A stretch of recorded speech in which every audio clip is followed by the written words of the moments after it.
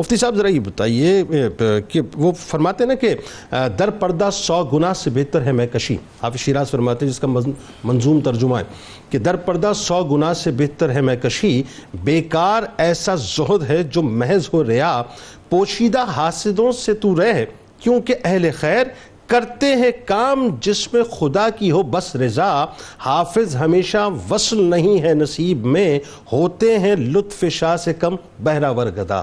اب ذرا یہ بتائیے کہ حضرت حافظ شیرازی علیہ رحمہ کی انسپریشن کی جو مین سورسز ہیں میں وہ 3 شخصیات نظر آتی ہیں، مولانا روم رحمۃ اللہ علیہ، شیخ سعدی رحمۃ اللہ علیہ، عطار رحمۃ اللہ علیہ.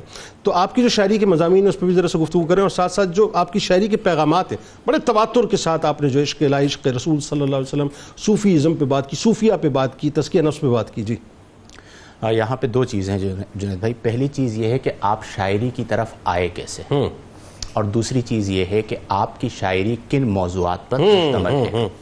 پہلی چیز کے حوالے سے مختلف روایات ہیں، جن میں سے ایک روایت یہ ہے کہ جس خطے میں آپ نے ولادت پائی وہ خطہ ہی خطہ شعراء تھا، اور ہر جاہل، عالم، مزدور، امیر، غریب سب شاعر ہوا کرتے تھے. تو اب اس معاشرے کے اندر جب آپ بھی شاعروں کے ساتھ جا کے بیٹھنا شروع کر دیں تو بعض اوقات رات کو بیٹھے بیٹھے آورد ہو رہی ہوتی ہے، اگر تو ٹوٹی پھوٹی ہو. تو یعنی پیمانہ جو ہے وہ یہ تھا وہاں پر کسی کو سمجھ. ایک روایت یہ ہے.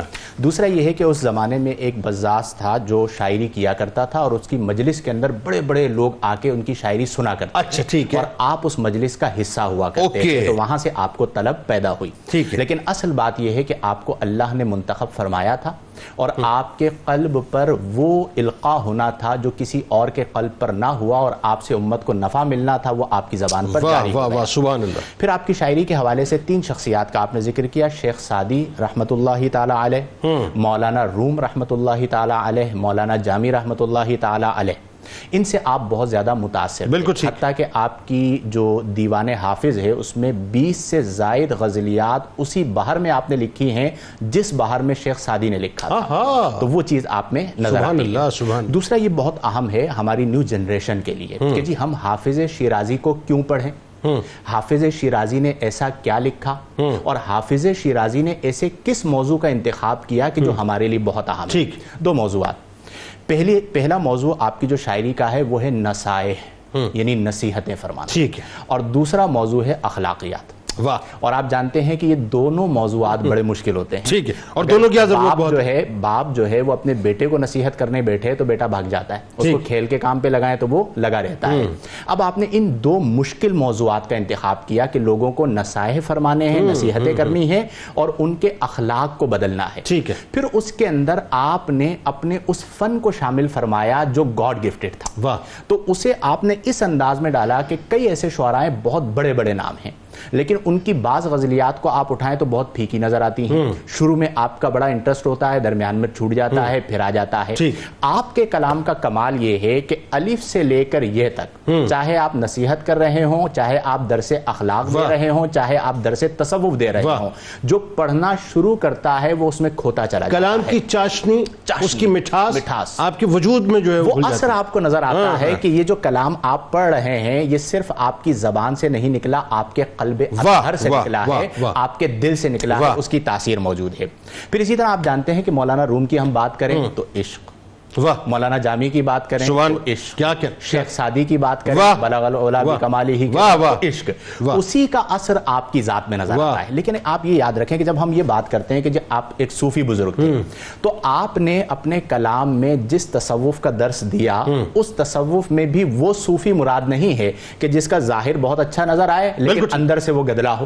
آپ نے ان کی تردید فرمائی، اور جو ایک صوفی کا مزاج ہوتا ہے کہ وہ اپنے آپ کو کچھ نہیں سمجھتا، وہ چیز آپ کے اندر موجود تھی. مثلا آپ کا ایک شعر ہے، آپ فرماتے ہیں زاہد ظاہر پرست از حال ما آگاہ نیست.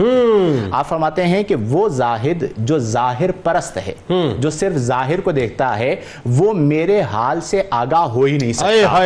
کیونکہ آپ تو اہل باطن میں یہ مرض اس وقت بھی موجود تھا جو آج موجود. یہ ہر زمانے میں ڈبہ پیروں کی جو بات کرتے ہیں بالکل ایسا ہی ہے. ہر زمانے میں اس طرح کے لوگ موجود رہے ہیں، لیکن آپ چونکہ اہل دل سے تھے تو آپ نے فرمایا کہ زاہد ظاہر پرست از حال ما ما آگاہ نیست در حق کے ما ہر چے گویت جائے ہیچ اکراہ نیست. اب آپ دیکھیں کہ ہمارے بارے میں اگر کوئی ایک حرف کہہ دے تو ہم تل ملا اٹھتے ہیں اور ہم کوشش کرتے ہیں بھائی میرے بارے میں جب بھی بات کرو تو اچھی بات کرو, میرے بارے میں کوئی ہلکی بات مت کرو, کوئی بری بات مت کرو. آپ اختیار دیتے ہیں. دیکھیں یہ ہوتا ہے صوفی جو کہتا ہے بھئی جو بندہ ہے جو میرے بارے میں جو کہنا چاہتا ہے وہ کہے, اور یہ ضروری نہیں ہے کہ میرے بارے میں ہر اچھی بات کہے.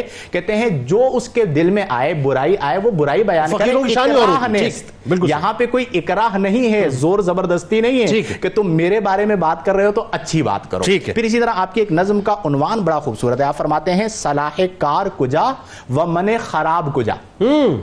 صلاح کار کجا یعنی اچھا کام کہاں ہے, وہ من خراب کجا, اور میں خراب رند میں کہاں ہوں. یہ آپ کی عاجزی کا عالم ہے. اور آپ چیزوں کے کہتے ہیں کہ وہ راستہ کہاں ہے, یہ راستہ کہاں ہے. یہ وہ چیز ہے کہ من عرف نفسہ فقد عرف ربہ, کہ جس نے اپنے رب نفس کو پہچان لیا اس نے اپنے رب کو پہچان لیا. چونکہ جب آپ نفس کو پہچان لیتے ہیں تو میں ختم ہو جاتی ہے, اور جہاں پر میں ختم ہو جاتی ہے تو وہاں سے پھر معرفت کی وادی کا دروازہ کھل جاتا ہے. اور جب آپ اس وادی میں داخل ہوتے ہیں تو آپ کے سامنے حقائق آ جاتے ہیں. تو یہ آپ کی شاعری کا کمال تھا کہ آپ نے لوگوں کے اخلاق کو بدلا, لوگوں کی افکار کو بدلا, لوگوں کو عشق مجازی سے ہٹایا, لوگوں کو عشق حقیقی کی طرف لے کر آئے, اور جو اصل جام تھا اس اصل جام کو پلایا.